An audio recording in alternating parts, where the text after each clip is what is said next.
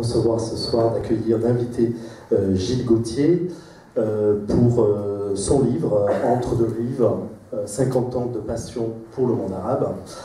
Cette invitation, elle est faite conjointement par l'Institut français d'Égypte et par la GEBO, la General Egyptian Book Organization, à l'occasion de la Foire internationale du livre, des 50 ans de la Foire internationale du livre, et il me semblait évident qu'un raccord pouvait se faire avec les 50 ans de passion pour le monde arabe de Gilles Gauthier. Alors, pour présenter Gilles Gauthier de manière médiatique, officielle, je rappellerai qu'il est ancien diplomate. Il a été conseiller culturel ici au Caire dans les années 90, puis consul à Alexandrie, ambassadeur au Yémen.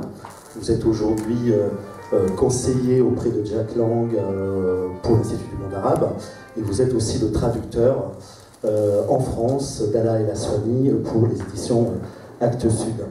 Alors ce livre raconte votre vie dans le monde arabe depuis le milieu des années 60 jusqu'à aujourd'hui, traversant différents pays, du Maroc à l'Irak, la Syrie, le Yémen, l'Algérie, le Liban, et j'en oublie, évidemment Bahreïn aussi. Alors, à votre droite, pour s'entretenir avec vous, Christian Narlet, là aussi que je présente donc selon votre identité officielle. Vous êtes vous aussi ancien diplomate, vous avez été ambassadeur au Koweït, et vous étiez attaché de coopération ici au Caire, justement au moment où Gilles Gauthier était conseiller culturel, donc dans les années 90. Et vous avez, lorsqu'on s'est parlé brièvement au téléphone, vous m'avez dit que vous étiez un ami de Gilles Gauthier, et il me semble que cette remarque n'est pas anecdotique, tellement l'amitié est au cœur de ce livre. Gilles Gauthier est au cœur, je dirais, de votre rapport aux autres, et peut-être de votre rapport aussi au monde, et je crois qu'on va en parler durant cet entretien. Un point aussi qui me semble important, c'est la singularité peut-être aussi de votre vie que vous racontez dans ce livre, et la singularité de ce livre. Vous le dites vous-même dans la 4e de couverture, ou plutôt dans le prologue. J'ai voulu raconter cette histoire singulière, ce monde arabe, 50 années dans le monde arabe. Cette singularité me semble très très importante, effectivement, pour présenter votre livre. Votre éditeur mentionne différents genres auxquels appartiendrait ce livre: l'autobiographie, le récit de voyage, l'essai. C'est un petit peu tout cela, effectivement, à la fois. C'est avant tout, je crois, un livre de littérature, un livre passionnant de littérature.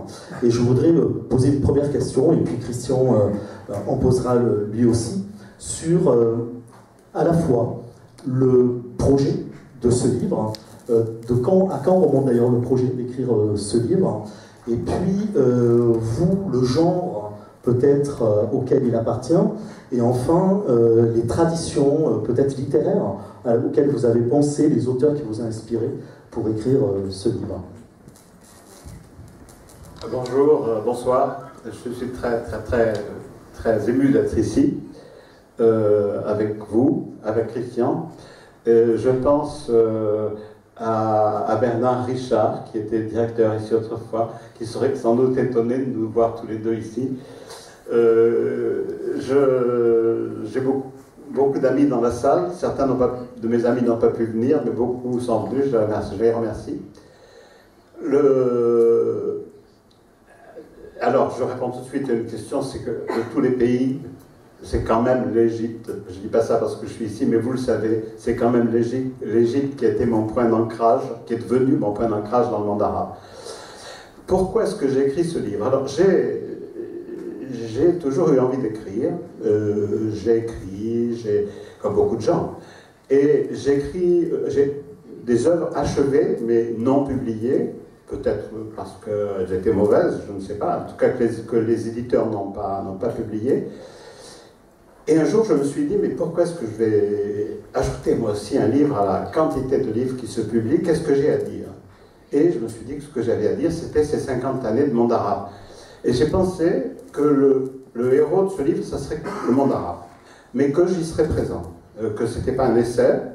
Et c'est bien, merci pour cette présentation, parce que c'est ce que j'ai voulu faire, effectivement, un livre qui soit à la fois un livre de voyage. Bien sûr, j'ai beaucoup aimé le voyage en Orient de Nerval et Jérusalem de Paris à Jérusalem de Chateaubriand. Mais je n'ai pas spécialement pensé à eux quand j'ai écrit. Mais je voulais faire un livre qui soit un livre vivant, un livre de voyage, un livre sur 50 ans d'une existence, mais où le monde arabe soit au centre. Quand justement prenez-vous la décision d'écrire ce livre? C'est un projet qui remonte pas à loin? Très longtemps. Non, c'est pas très longtemps. Je me suis dit, en vérité, si Saint-Pierre me demande un jour qu'est-ce que tu as fait dans ta vie, alors je me suis dit, Sœur Pauline, c'est vrai, j'ai pensé à ça, je me suis dit, voilà, je vais dire à Saint-Pierre, j'ai fait les filières francophones. Enfin, nous avons fait avec Christian les filières francophones et à l'Ahram Hebdo. Mais d'une façon générale, ce que j'ai fait, c'était cette relation entre deux rives. Le titre est banal, hein, j'aurais pu trouver un titre plus coup de poing, qui aurait peut-être plus accroché le lecteur, mais il traduit bien ce que j'ai voulu faire. Hein.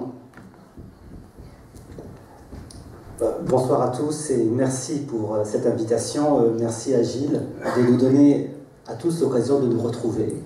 J'ai salué mes amis ici dans la salle. Évidemment, c'est avec une grande émotion que je m'exprime devant vous ce soir. David, vous m'avez un tout petit peu volé la première question que je voulais poser, parce qu'effectivement, il faut savoir, ce livre s'inscrit dans quelle étagère, sur quelle étagère de la bibliothèque. Et en réalité, moi j'ai immédiatement pensé à un autre livre qui m'avait marqué lorsque j'avais 18 ans, c'était L'usage du monde de Nicolas Bouvier, qui, partant avec son camarade dans une petite voiture à partir de Genève, sur une Fiat également, parcourt le continent pour se retrouver jusqu'à Ispahan et puis en Afghanistan. Et je ne peux pas m'empêcher de lire les premières phrases de votre livre où, je vous cite, « À peine à 18 ans, je suis parti avec 3 amis dans la voiture que nous avait prêtée le père de l'un d'entre eux. Plus tard, vous nous dites que vous êtes parti de Patna au volant de votre Fiat 600. Les paquebots en partance de la France en 1966 vers Alger. Plus tard, lorsque vous êtes allé jusqu'à Djibouti, vous avez traversé également la Méditerranée. Vous avez fait un tour de la Méditerranée en 1975. Vous faisant voyager de Paris jusqu'à Istanbul, d'Istanbul jusqu'à Antakya, d'Antakya jusqu'à Beyrouth. Ensuite, vous avez pris de nouveau un bateau pour aller à Alexandrie.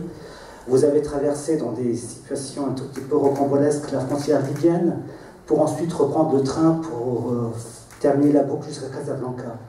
Alors, ce voyage à travers cette Méditerranée, autour de cette Méditerranée, et puis cet autre voyage que vous avez fait beaucoup plus jeune, en 1964, du Caire jusqu'à Djibouti, quel souvenir en gardez-vous aujourd'hui?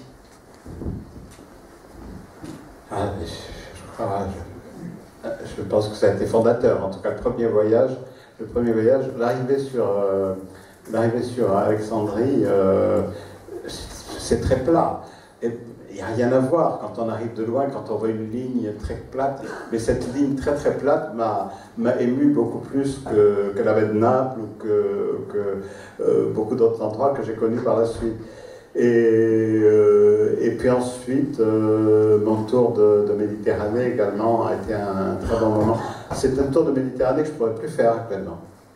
Ça me fait penser à ça, c'est que, voilà, à l'époque on pouvait faire ce tour de Méditerranée, maintenant c'est impossible. Il y a en Syrie ou en Libye, on ne peut plus passer.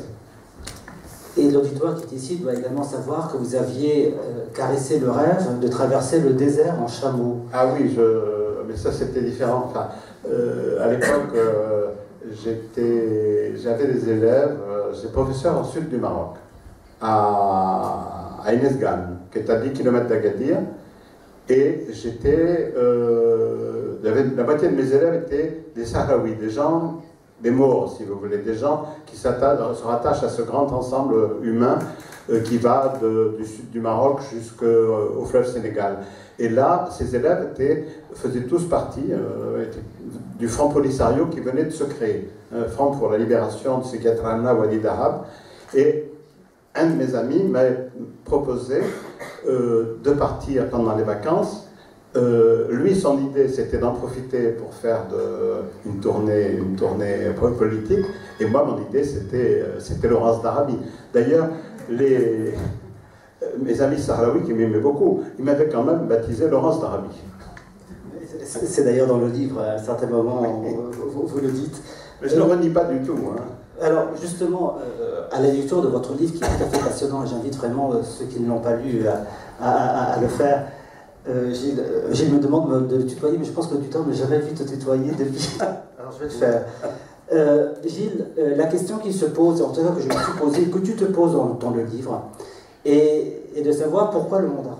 Et à plusieurs reprises, d'ailleurs, tu te poses la question à travers ton récit autobiographique, et tu te demandes, et alors, à un certain moment, tu as même pensé que c'était le hasard, finalement, qui t'avait conduit en Algérie, mais en même temps, on a l'impression qu'il y avait une forme de nécessité, et que tu as telle empathie pour cette région du monde, tu as telle amitié, les rencontres que tu as faites, je pense qu'il faudra qu'on en parle, font qu'il y avait une espèce de nécessité absolue que tu viennes dans cette région du monde. Alors, ça aurait pu être l'Asie, ça aurait pu être l'Amérique du Sud. Alors, pourquoi le monde arabe? Alors, ça aurait pu être l'Asie, mais enfin, en même temps, c'est vrai que l'Asie, j'ai pensé à ça une fois dans un marché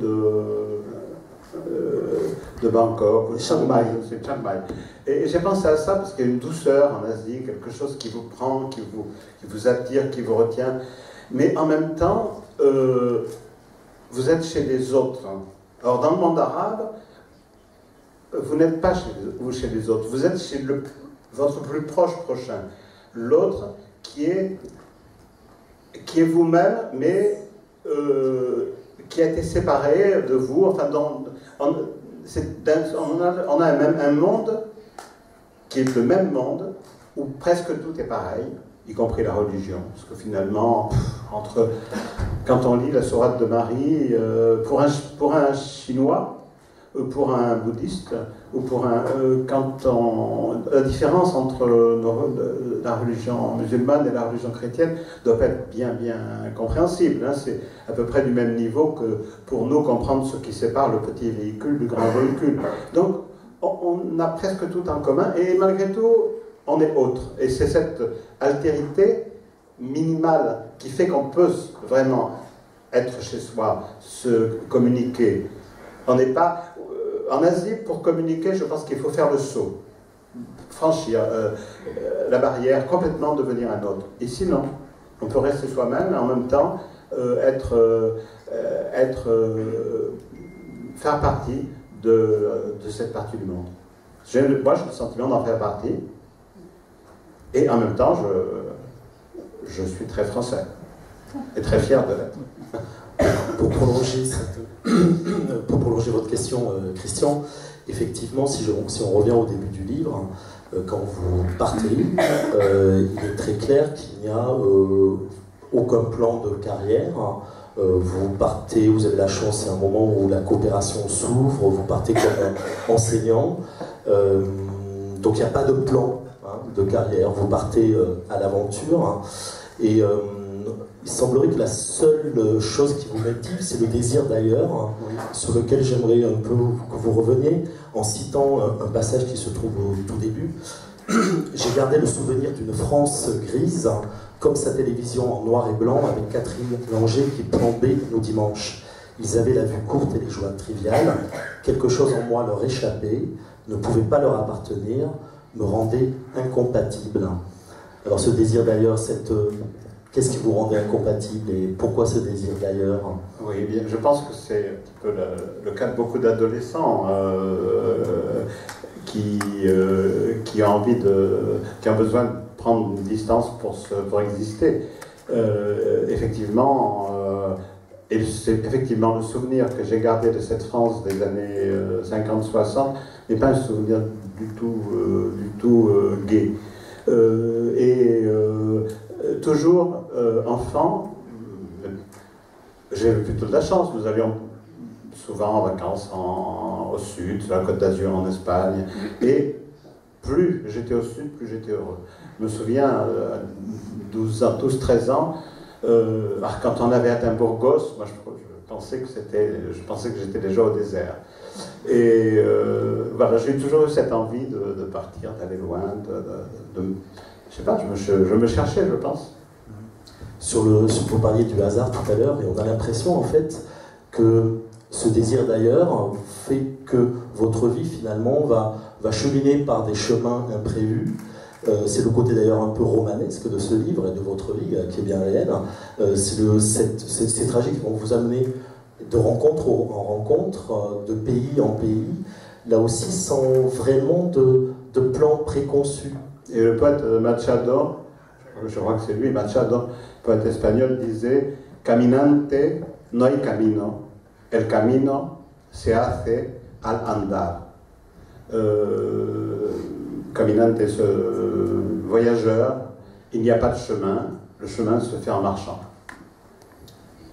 Dans le prolongement de ce que vient de dire David, je voudrais lire un extrait sur justement ton petit commentaire au moment de l'élection en mai 81 du président Mitterrand. Alors tout d'un coup, tu as cette joie qui te pénètre en te disant, alors je cite, toute cette grisaille qui recouvrait la France de mon enfance et que j'avais fui à 20 ans, ce carcan de conventions, de préjugés, de pensées mesquines, cet avenir sans horizon, cette existence pour comédie de boulevard et ces frontières que l'on mettait à ma façon d'aimer, tout cela n'existait plus désormais. J'étais jeune, le monde était jeune, j'allais pouvoir vivre.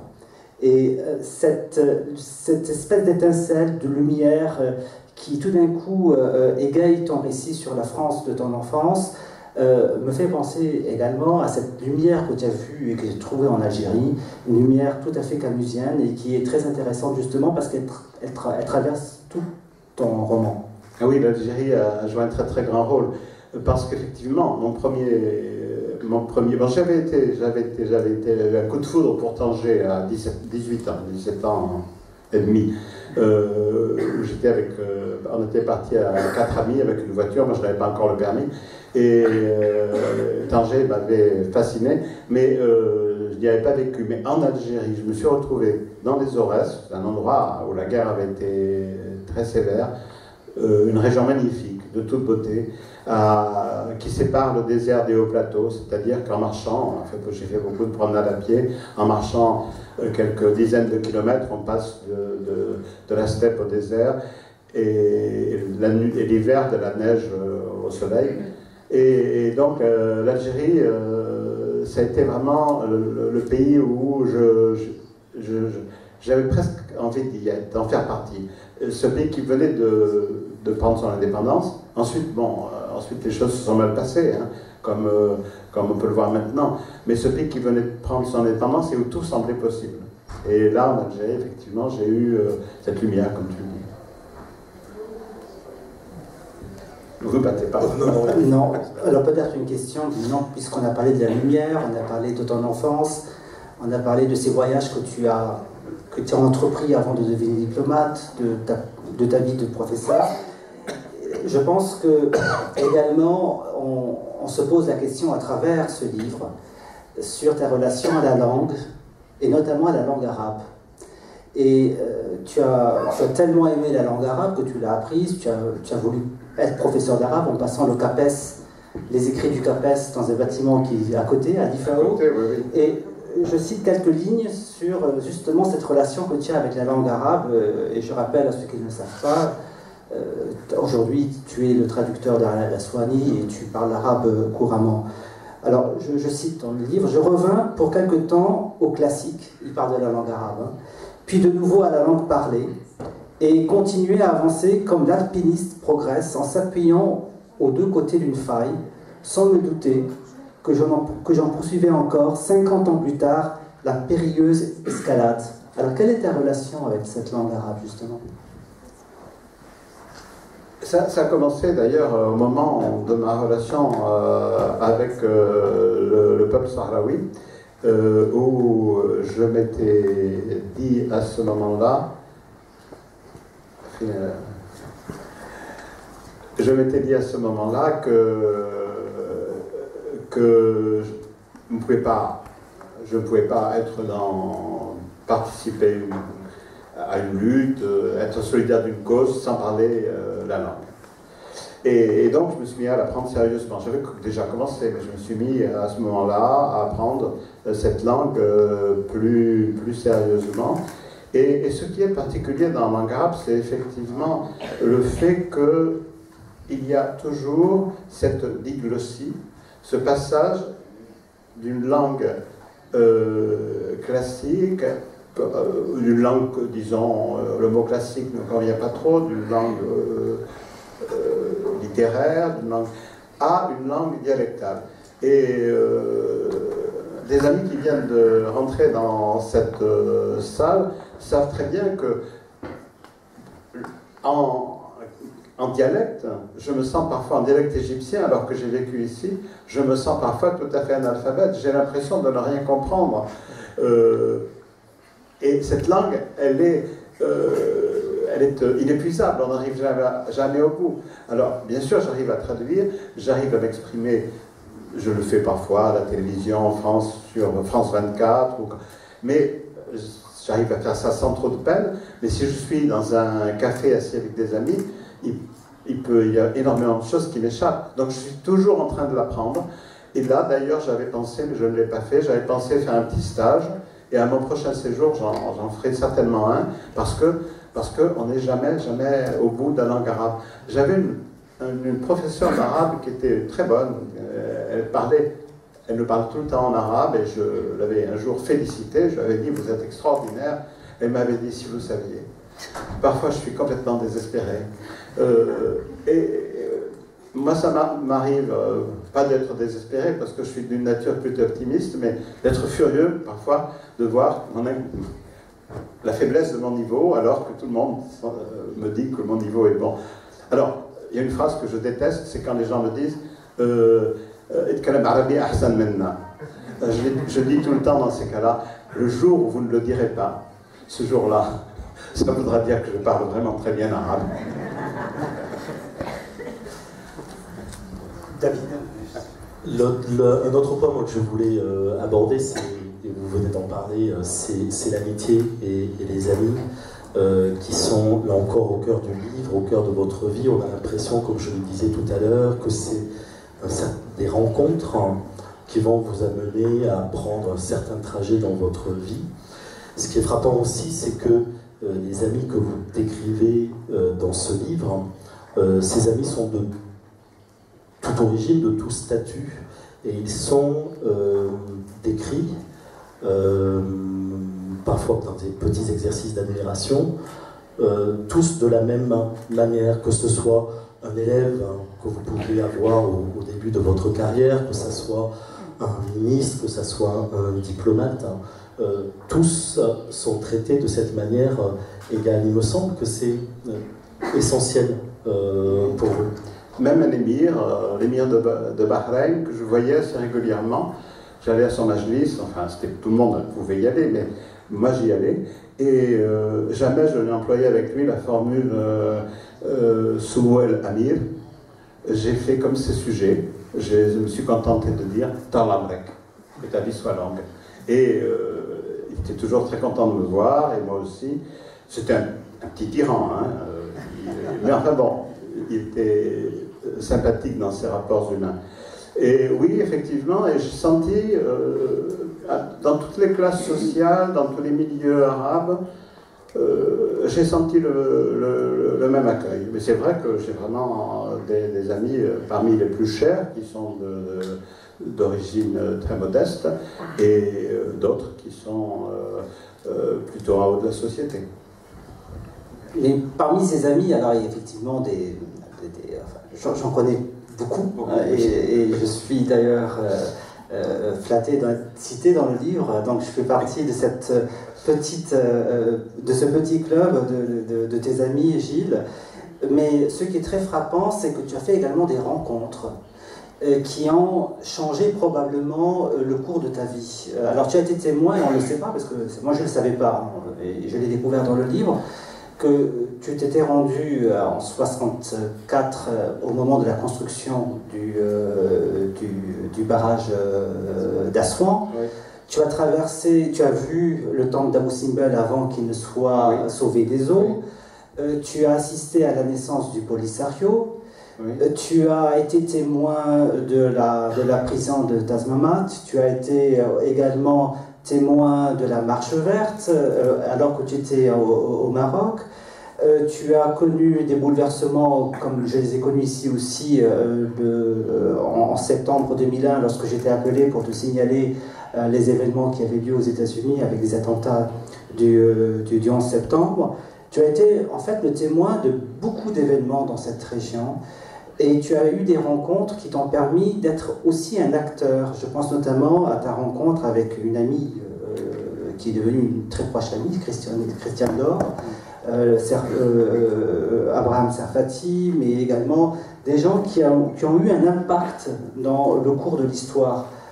Alors, je pense que le trait d'union de tout cela, c'est ta fidélité en amitié, dont je suis le témoin également. Qu'en tires-tu aujourd'hui, au-delà de cette amitié, de ces rencontres que peux-tu en dire aujourd'hui? Ça transparaît très fort dans ton Tu as tout dit. Alors je reviens sur le 11 septembre. J'étais en train de faire la sieste, je crois. À quelle heure c'est arrivé? L'après-midi pour l'après-midi, il me semble. Et j'étais tranquillement en train de somnoler quand Christian m'a appelé en me disant ouvre la télévision, il se passe quelque chose de terrible. Et je l'ai ouvert assez tôt pour voir, je crois, le second tour, il me semble. Et ça m'a fait un choc, ça m'a mis mal à l'aise. Et je n'ai pas voulu rester chez moi. Et je suis allé au café. J'avais un café juste derrière le consulat. Il y avait un café où j'allais assez souvent. Et les gens étaient consternés. Les gens étaient ils regardaient cette télévision, tous consternés. Mais ça m'a fait du bien d'être dehors à ce moment-là. Et alors, quelques temps plus tard, assez longtemps plus tard, non, c'est autre chose, j'allais dire. Non, ça n'a rien à voir. Alors, c'était une autre fois, pendant la guerre d'Irak, où j'ai eu un peu le même sentiment. Je me trouvais en Tunisie, mais alors là, j'étais en poste à Paris, mais je m'occupais des pays du Maghreb, et j'étais à l'ambassade, et tout le monde était enfermé dans cette ambassade. Et je suis sorti, je me suis dit, bon, je ne peux pas rester là, et je suis allé au Café des Nattes de Sidi Bou Saïd, et au Café des Nattes, le marchand de fleurs m'a offert des fleurs.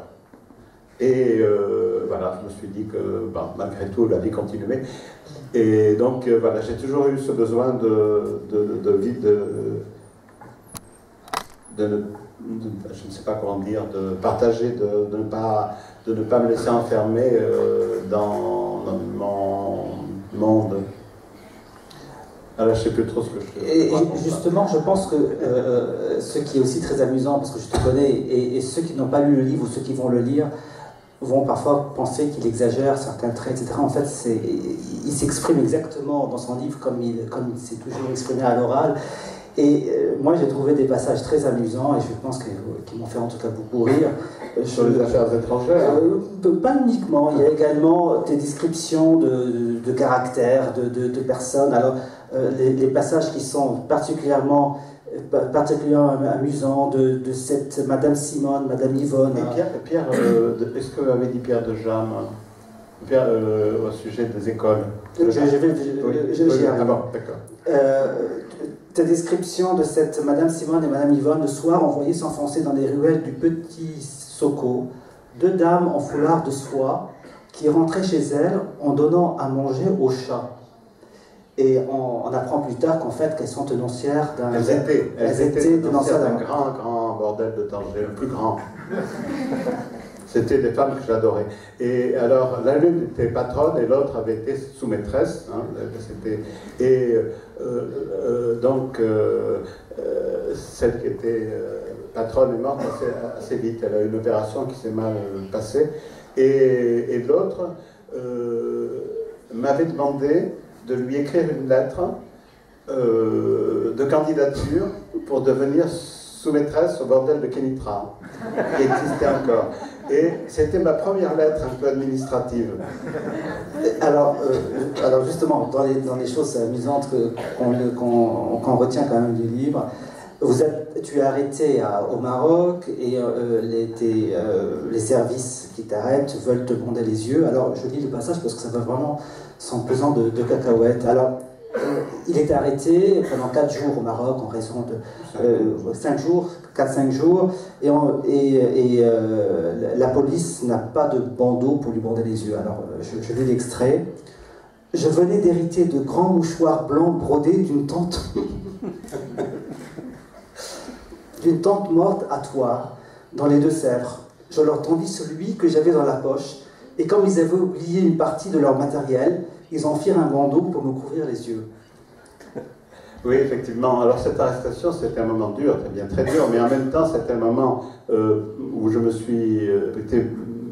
c'était important pour moi parce que j'ai réussi à tenir. Enfin, je n'ai pas été torturé. Hein. C'était un centre de torture. Ce n'était pas un commissariat ordinaire, c'était un centre de torture. Donc pendant 4 jours, en tout cas au début, la torture était vraisemblable. Je m'y attendais. Je m'étais simplement fixé une règle de ne pas parler avant. Mais comme elle n'a pas eu lieu, donc je n'ai pas parlé. Mais donc, c'était un moment où j'en suis sorti plus fort. Bien sûr, ça n'a rien à voir avec ce qu'ont subi les Marocains ou les Sahraouis.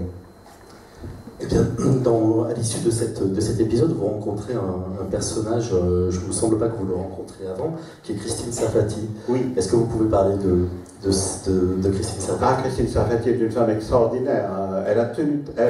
C'était une professeure coopérante au Maroc, et elle avait milité pour les droits de l'homme au Maroc.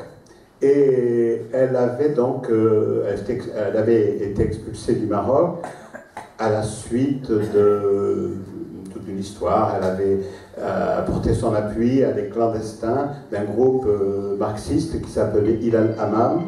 Et à la suite de ça, elle avait été expulsée. Et depuis la France, elle a mené le combat. Elle l'a mené d'une façon exemplaire. C'est-à-dire, je n'ai jamais vu de militantisme aussi bien organisé, aussi... presque toute seule. Elle a tenu tête au roi du Maroc. Elle a découvert, et j'étais présent, elle a reçu une lettre d'une prison atroce. C'était pas une prison, c'était un camp d'éternement, un martakal, mais d'une espèce particulière, puisque les prisonniers ne voyaient jamais le soleil. Mais malgré tout, au bout de quelques années, ils ont réussi à faire partir une lettre, et cette lettre, je l'ai vue, écrite en très bon français, parce que c'était des officiers de l'armée marocaine qui étaient emprisonnés là. Et donc, Christine a réussi à faire plier le roi, et il a fini par le libérer, à cause de l'opinion publique, C'était une femme tout à fait extraordinaire, et qui est devenue une amie. Hein. En même temps, on a fait des voyages ensemble, on s'amusait bien, c'était pas du tout... Il ne faut jamais séparer la vie des choses sérieuses. Ça, c'est une des leçons du livre. Oui.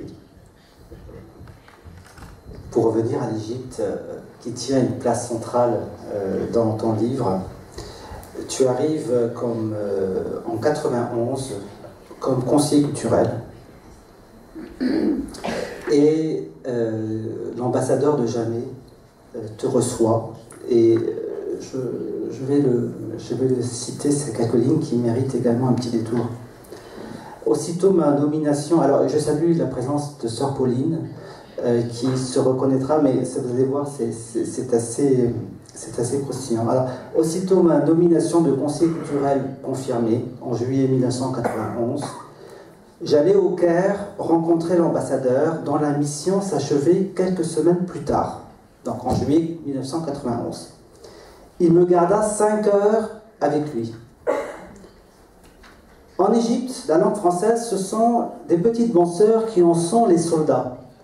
Avec un peu de pain et oignons frais, et un oignon frais, elles font plus pour notre présence que toutes ces activités culturelles qui nous coûtent beaucoup d'argent et qui intéressent 50 personnes au Caire et 500 à Paris.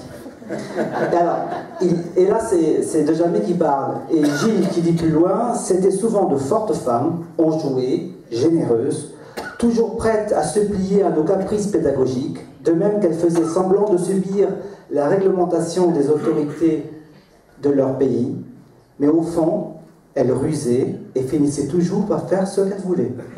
Est-ce que vous me reconnaissez, chère Pauline? Merci d'avoir lu ce passage. C'est vrai que je ne dirai jamais assez ma reconnaissance à ces établissements, aux personnes qui les dirigeaient et au travail qu'ils ont fait dans ce pays au service de l'Égypte tout entière. Est-ce que vous voulez lire un petit passage? Oui, je veux bien, oui. Alors, c'est pas préparé, alors, voilà. C'est pas préparé. Ici, enfin, vous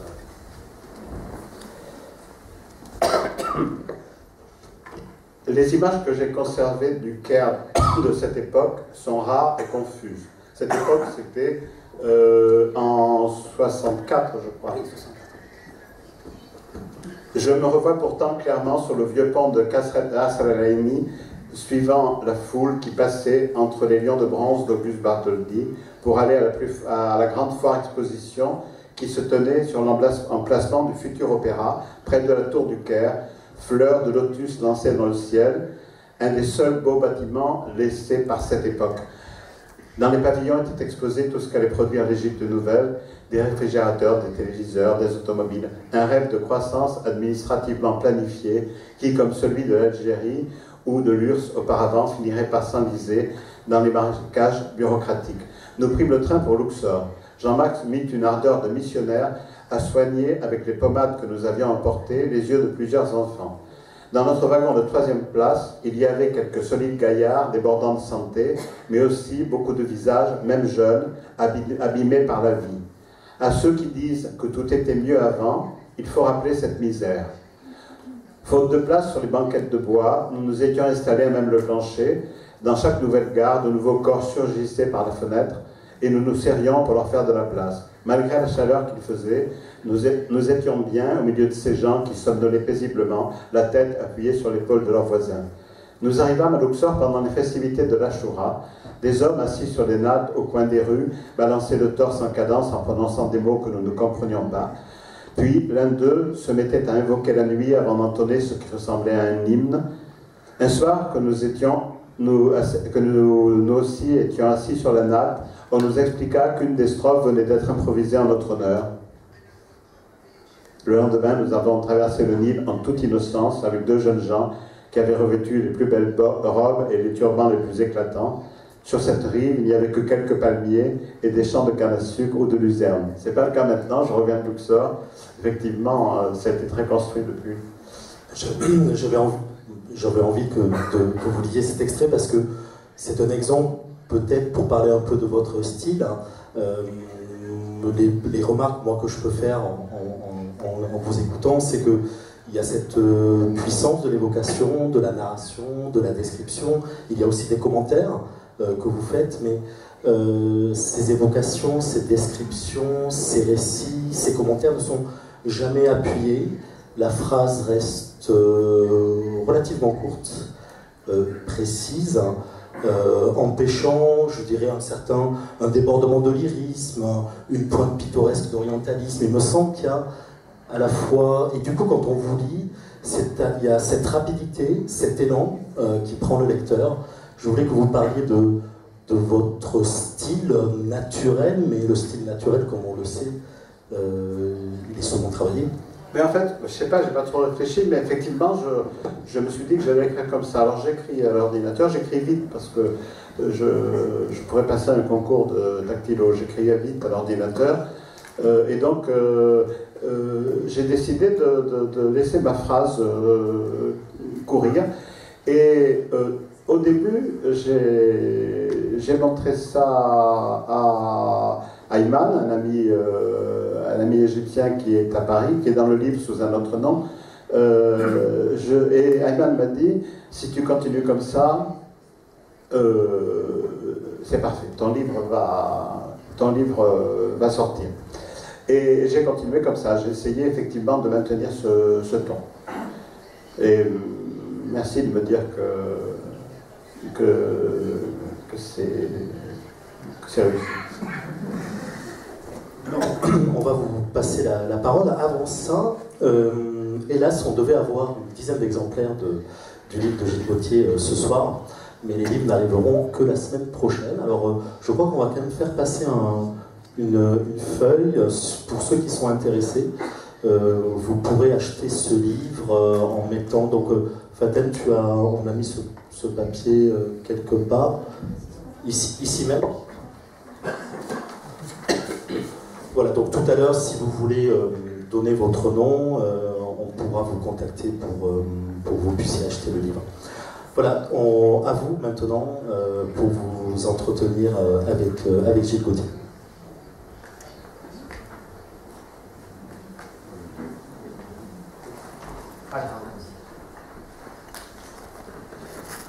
Bonsoir et merci. Est-ce que vous pourriez nous dire quelques mots de votre métier ou de vos fonctions de traducteur ou de co-auteur?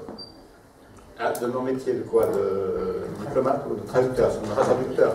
Alors ça c'était... j'ai toujours aimé traduire. Mais bon, j'avais traduit quelques poésies, oui, j'ai toujours aimé traduire. J'ai traduit quelques poésies pour un ami qui avait une émission de télévision à la radio algérienne. Et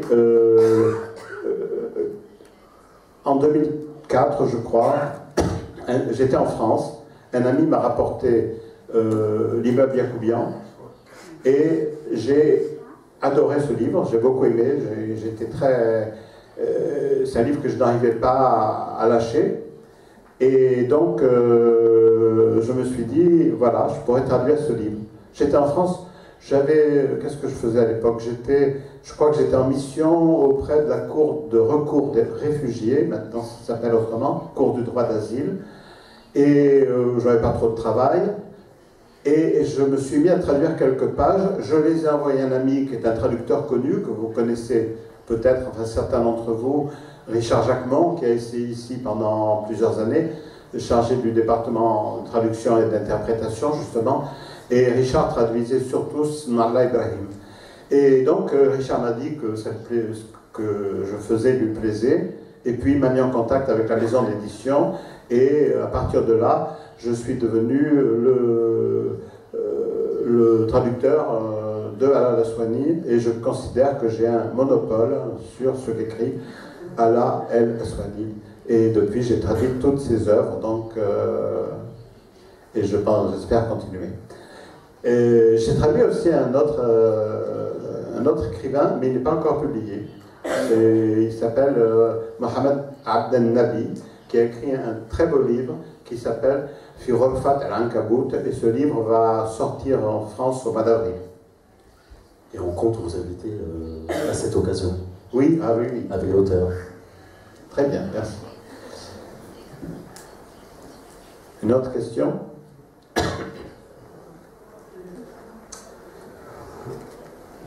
مساء الخير. الأول كل تحياتي لحضرتك. عفوا. كل تحياتي لحضرتك وتحياتي للأستاذ علاء الأسواني، واسمح لي بس أحيي برضه الأستاذ عمرو موسى دبلوماسي زي حضرتك بالظبط. وضع الدستور المصري اللي هو دستور المؤسسات بتاع الدولة، دستور مؤسسات لؤلؤ يتلألأ يعني بالعربي كده. الأول أنا عايز أقول لك على حاجة بقى. حضرتك بتقول الإنسان مهما كان جدي لازم شوية يعني يعيش حياته شوية.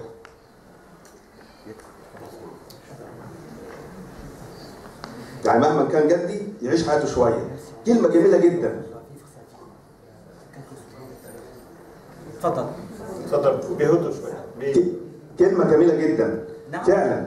نعم؟ مش سامعين. لا ازاي مش سامعين؟ حضرتك بتقول مهما كان الانسان جدي لازم يعيش حياته ترفيهيه شويه. مش كلمه جميله جدا. مش شويه كتير، لازم يعيش. احنا في الحياه عشان نعيش.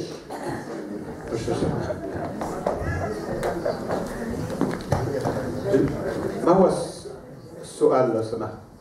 ما هو ده السؤال. كلمه جميله جدا، كلمه جميله جدا، يا ريتك تشرحها لنا شويه. مش ممكن نميز في الحياه. On ne peut pas dans la vie, je crois, séparer sa vie professionnelle de sa vie personnelle. Tout ça doit être un ensemble. On ne peut pas cloisonner. Enfin, on ne peut pas. Moi, je ne peux pas. Je ne peux pas.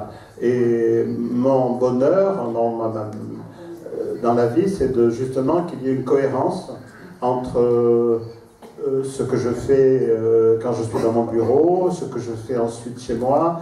Tout ça fait partie du même parcours personnel. Et j'ai toujours tenu, effectivement, je n'ai jamais sacrifié, en tout cas je n'ai jamais sacrifié quelque chose d'important pour moi pour un projet de carrière. Je crois que c'est le Christ qui disait... non, je ne veux pas citer, je me souviens plus bien de la phrase, mais celui qui veut gagner sa vie la perdra. Il ne faut pas perdre sa vie en la gagnant. Comment? Il ne faut pas perdre sa vie en la gagnant. Il ne faut pas perdre sa vie en la gagnant, voilà. C'est Sœur Pauline qui chante. Bonjour. J'ai une question. Alors, est-ce que vous pensez que la fracture qui s'est exacerbée depuis 2001 entre les deux rives... Oh, excusez-moi, je parle. Est-ce que vous pensez que la fracture qui s'est exacerbée entre les deux rives de la Méditerranée à partir de 2001 et qui continue aujourd'hui est résorbable? Et si elle l'est, de quelle manière? Alors, je suis toujours optimiste, je suis très optimiste. D'abord, cette fracture, elle n'est pas si profonde que ça. Elle est plutôt dans les têtes, elle est plutôt à la télévision chez nous, elle est plutôt dans les têtes chez nous, mais elle est moins ici d'ailleurs. Elle est beaucoup moins forte ici.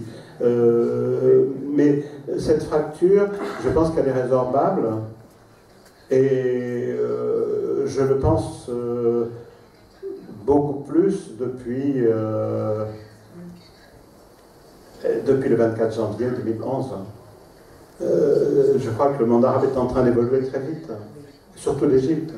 La société bouge, donc je pense que je ne me sens pas du tout, je me sens pas plus proche d'un gilet jaune. Je me sens moins proche d'un gilet jaune que de mes amis égyptiens.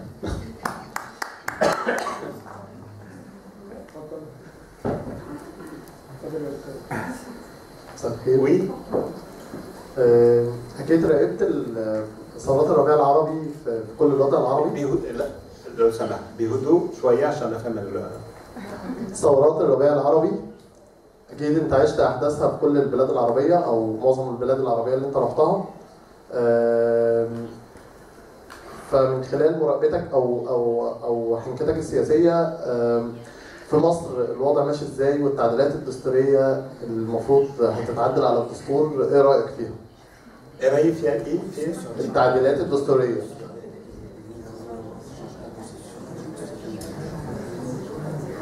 Je n'ai pas d'opinion. Je n'ai pas d'opinion là-dessus. Comment voulez-vous que j'ai une opinion? Non, je ne suis pas journaliste. Je ne suis pas journaliste.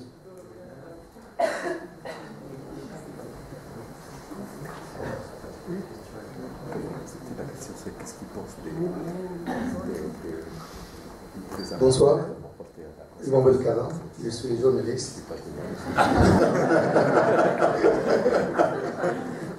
Je parle pas bien français, je vous parle arabe, s'il vous plaît. Oui, mais doucement.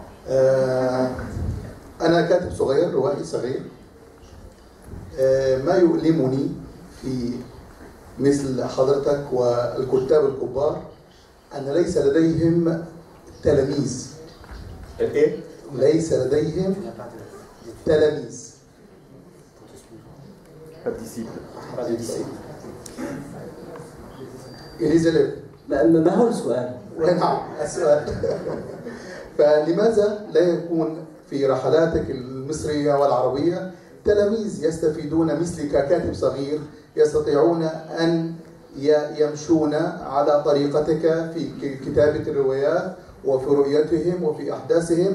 فهناك الكثير من الكتاب الكبار مثل نجيب محفوظ وطه حسين كان حولهم الكثير من الكتاب الصغار الذين ساعدوا فيما بعد في إثراء التراث العربي وفي الكتابة الرواية العربية بشكل كبير وواضح. فلماذا لا يكون حولك صغار الكبار أو صغار الروائيين مثلي للتعلم من حضرتك؟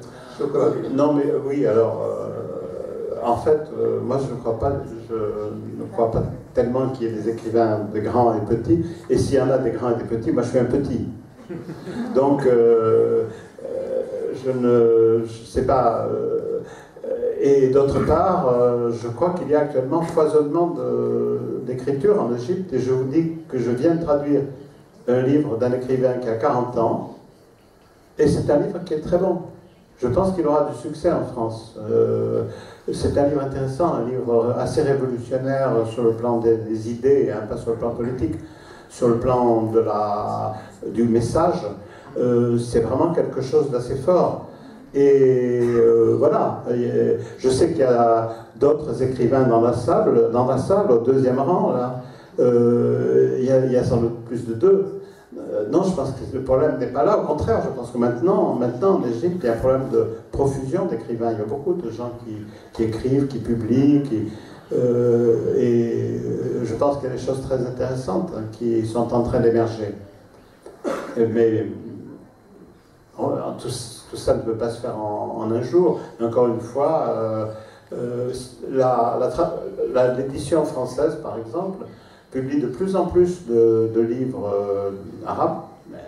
C'est limité quand même, hein, mais il y a maintenant, tous les ans, au moins une dizaine de titres qui sont traduits, et la plus grande partie sont des titres de livres égyptiens. Et souvent même, les éditeurs sont embêtés parce qu'il y a trop d'Égyptiens par rapport aux autres. Alors ils essaient de faire un équilibre. Non, je pense qu'il n'y a pas de crainte à avoir de ce côté-là, pour l'Égypte en tout cas. مساء الخير. اسمي. اوكي، مساء الخير. شكرا على كلماتك الرائعه. انا فهمت منها انك شغوف في العالم العربي وخبير في العالم العربي، لانك كنت قريب جدا من العرب وانت معجب بالعالم العربي. هذا بالنسبه لي موضوع مبهم، لاني انا عربي مصري ولم افهم العالم العربي ولم افهم الشخصيه العربيه طبعا بما فيها المصري. والعالم العربي هو ليس وحده، يعني هي ليست سمات مشتركه، قد تكون بعض السمات موجوده في البعض، ولكن لا توجد شخصيه عربيه لا يمكن وصفها ولا يمكن تعريفها ولا يمكن فهمها. انا شخصيا هذا الموضوع محير لي، فممكن تعطينا صوره بالنسبه لك انت عن الشخصيه العربيه؟ Non, pas du tout. Je suis totalement incapable. Je suis entièrement d'accord avec vous. Entièrement d'accord. أنا موافق مع حضرتك 100%. Là, non, on ne peut pas. Mais d'ailleurs, le titre, c'est 150 ans de passion pour le monde arabe. Je n'ai pas dit qu'il y avait une personnalité arabe. Et bon, d'abord, moi j'ai la profonde conviction que les gens se ressemblent beaucoup. J'avais un ami algérien qui était venu me voir à la campagne, et quand j'étais, là j'avais 22 ans, 23 ans, et il avait beaucoup ri en voyant mon grand-père, parce que mon grand-père, qui était un paysan, ressemblait beaucoup à son grand-père. Et vraiment, je pense que les gens se ressemblent beaucoup, donc la personnalité des uns ou des autres, n'est pas une chose... on ne peut pas essentialiser, dire qu'il y a une personnalité française ou anglaise, où il y a des caractéristiques, il y a des traits, les Arabes ont en commun une langue, ça c'est certain, et ça c'est assez important. En commun, beaucoup de choses. Ils voient les mêmes films, souvent, ils écoutent les mêmes musiques, ils lisent ou ne lisent pas les mêmes livres, enfin ils pourraient lire les mêmes livres s'ils lisaient, ils ne lisent pas beaucoup, pas souvent. Il y a des traits communs, ils s'intéressent aux mêmes causes, comme la cause palestinienne, il y a beaucoup de choses qui relient entre eux, les Arabes des différents pays. Mais bien sûr, je ne crois pas du tout qu'il y ait une nation arabe. Je crois qu'il y a un monde avec une cohérence certaine, aussi forte que celle qui unit les pays européens, sinon plus, mais avec des particularités. En revanche, quand même, il y a une personnalité égyptienne, ça oui. Et elle est assez forte, enfin. Mais la décrire, c'est difficile, mais je pense que la question ne se pose pas. Les Égyptiens ne doutent pas de leur identité, ils ne se posent pas de questions à ce sujet, comme beaucoup de peuples dans le monde se posent des questions, mais les Égyptiens savent qui ils sont, savent quelle est leur situation, savent quelles sont leurs intentions par rapport à cette situation. Ça, mais moi, je ne suis pas capable de dire quoi que ce soit au sujet de la personnalité, mais en tout cas, la question était intéressante. Merci.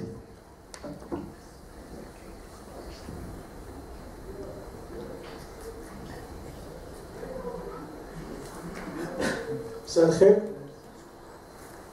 أنا سعيد جدا عفوا أنا موجود النهارده.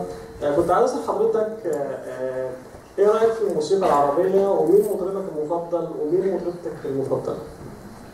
في الموسيقى ou je ne suis pas très musique, moi. Il y a une chanson qui m'émeut toujours beaucoup parce qu'elle est liée à une période de ma vie, à un amour que j'ai eu, qui est un amour très fort. Et cette chanson, c'est Ariat El Fingan, que je connais presque par cœur.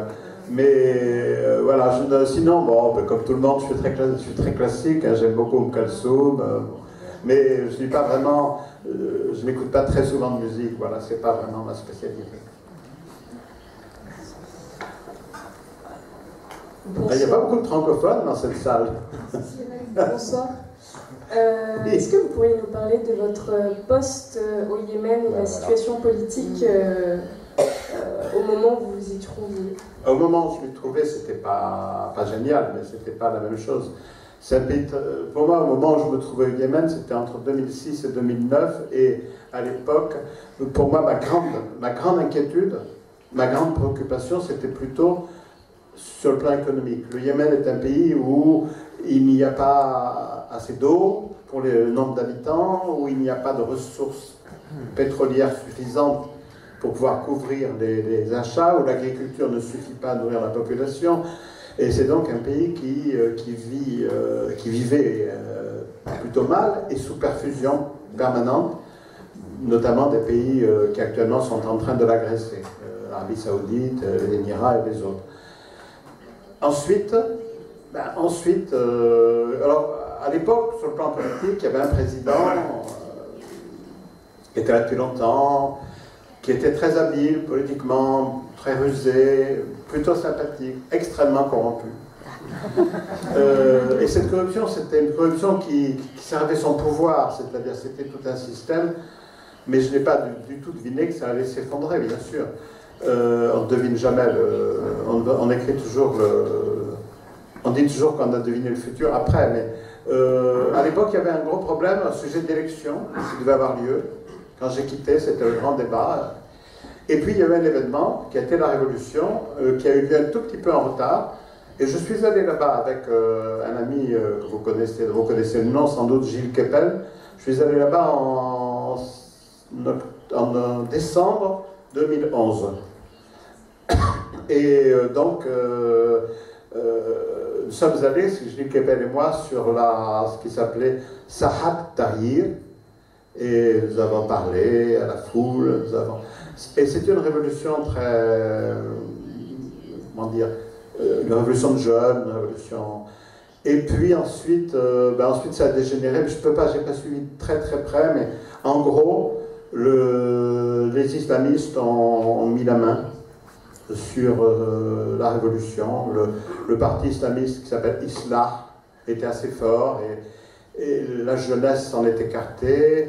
Et puis la situation a dégénéré jusqu'au point où on en est.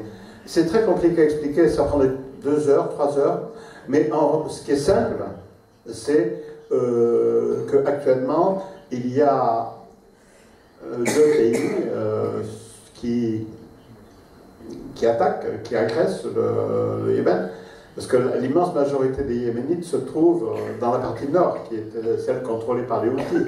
Je ne dis pas que c'est bien, que les Houthis sont bien ou mal, mais il se trouve que c'est là qu'est la plus grosse partie de la population yéménite, peut-être 22 ou 23 millions sur 30, hein. Et là, ces régions sont bombardées.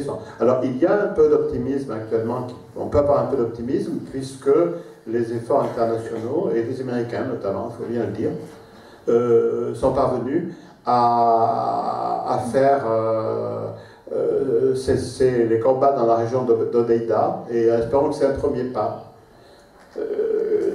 Une fois que les interventions extérieures auront pris fin, il y aura encore d'énormes problèmes à régler parce que le pays est divisé.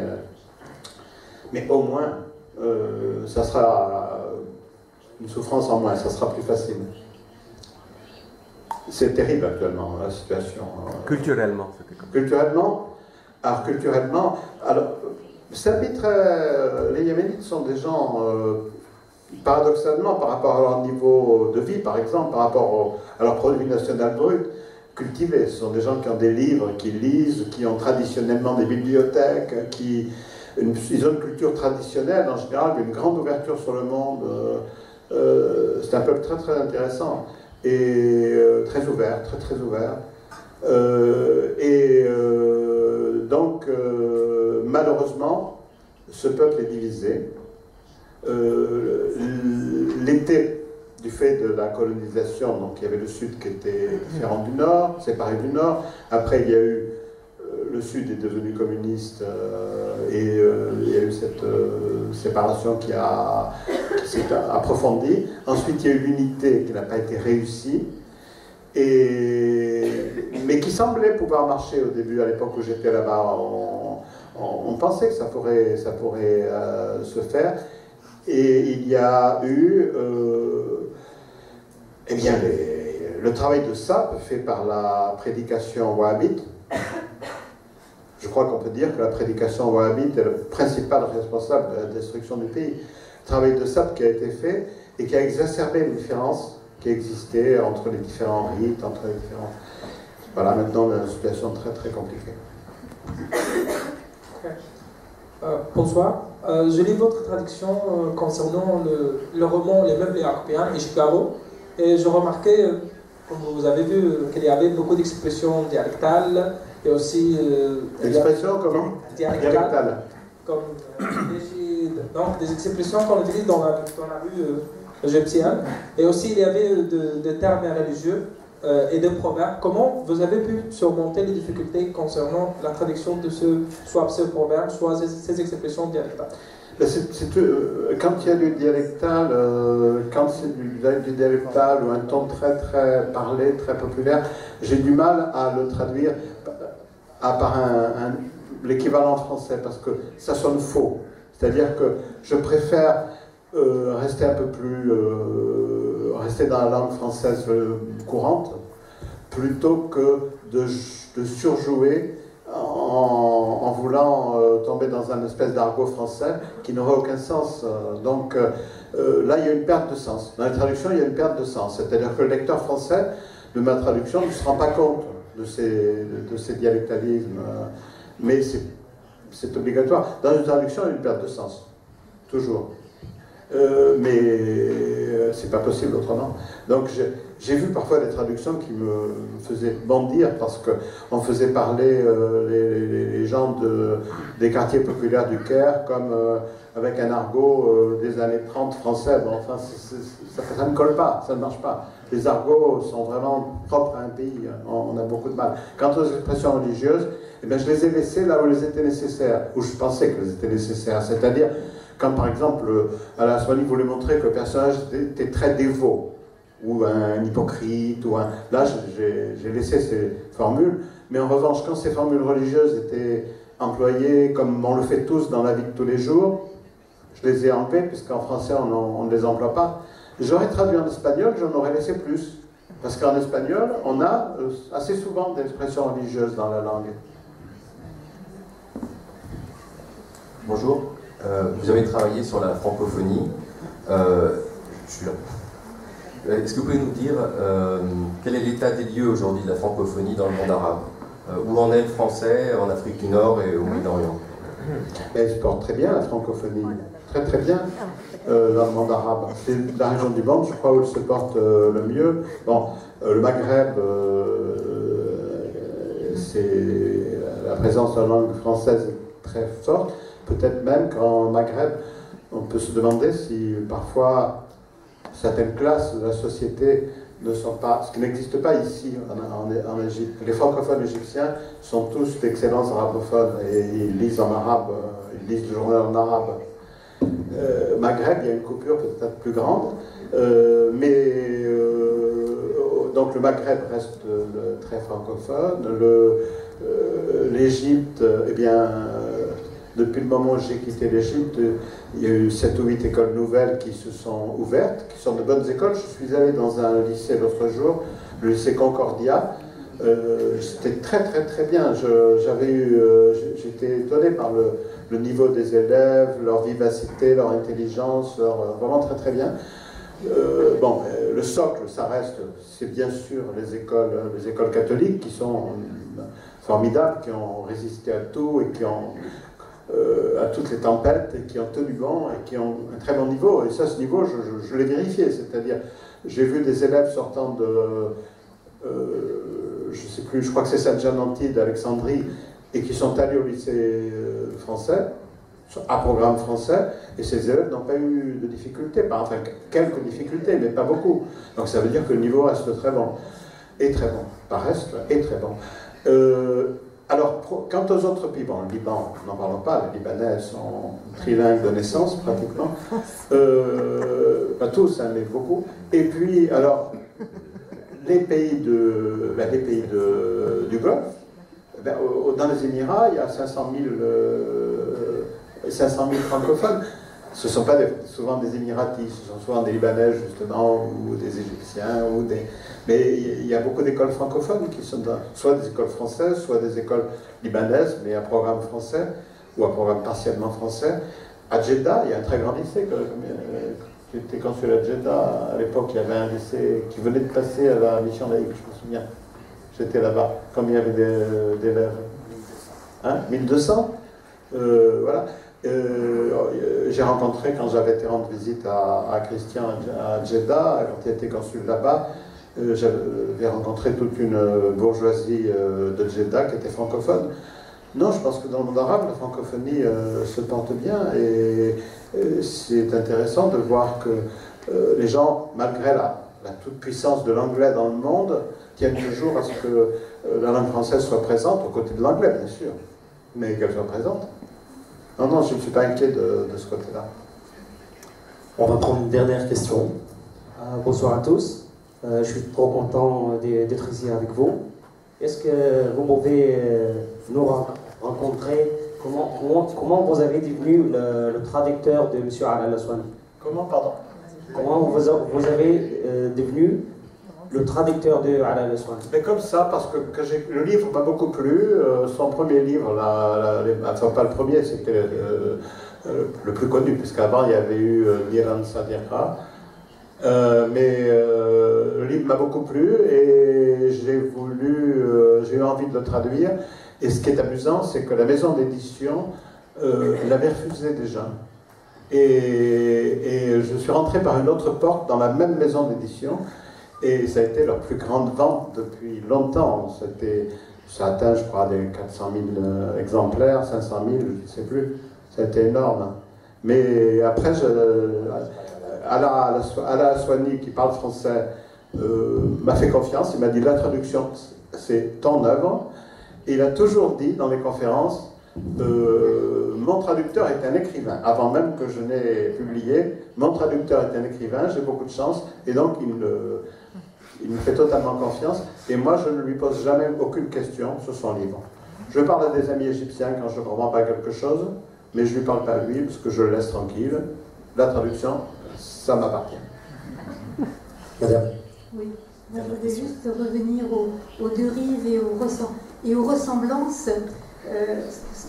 Par rapport à ce que vous avez dit tout à l'heure des Gilets jaunes, je trouve un peu dommage qu'il puisse être présenté peut-être comme un ensemble uniforme de gens racistes et réactionnaires. Et moi je me dis que dans les ressemblances, il y en a peut-être qui ressemblent beaucoup aux Égyptiens qui se sont trouvés dans la rue en 2011. Alors moi, c'était une boutade, hein, c'est une boutade, je n'étais pas, je n'ai fait que les croiser un jour, un samedi, dans la rue. Je ne pense pas qu'il y ait beaucoup de ressemblances. C'est pas, mais comme le disait l'autre jour le président Macron, quand il y a des gens dans la rue, et quand même s'ils ne sont pas nombreux, parce que c'est quand même, on ne peut pas comparer les millions d'Égyptiens qui étaient dans la rue et les actuellement 50 et quelques mille, mais un mouvement qui dure aussi longtemps traduit quelque chose. Donc sur quelque chose-là, il faut en tenir compte, c'est certain. Et il va y avoir des élections bientôt.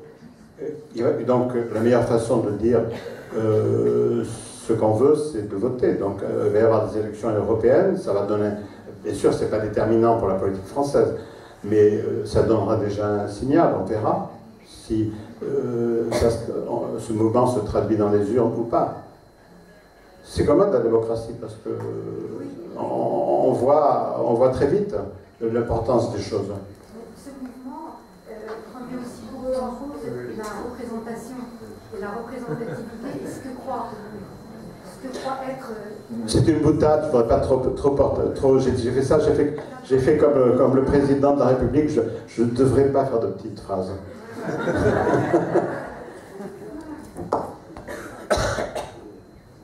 Pour faire plaisir à nos amis égyptiens, je voudrais simplement, pour ce qui me concerne, conclure avec ce petit passage sur l'Égypte, au moment où tu pars justement. Alors, au début était l'Égypte, un fleuve au milieu d'un désert, le courant qui pousse les bateaux du sud vers le nord et un vent qui presque toute l'année souffle du nord vers le sud et leur permet de remonter sans peine jusqu'à la première cataracte près d'Assouan. Voilà. Merci Christian, merci Gilles.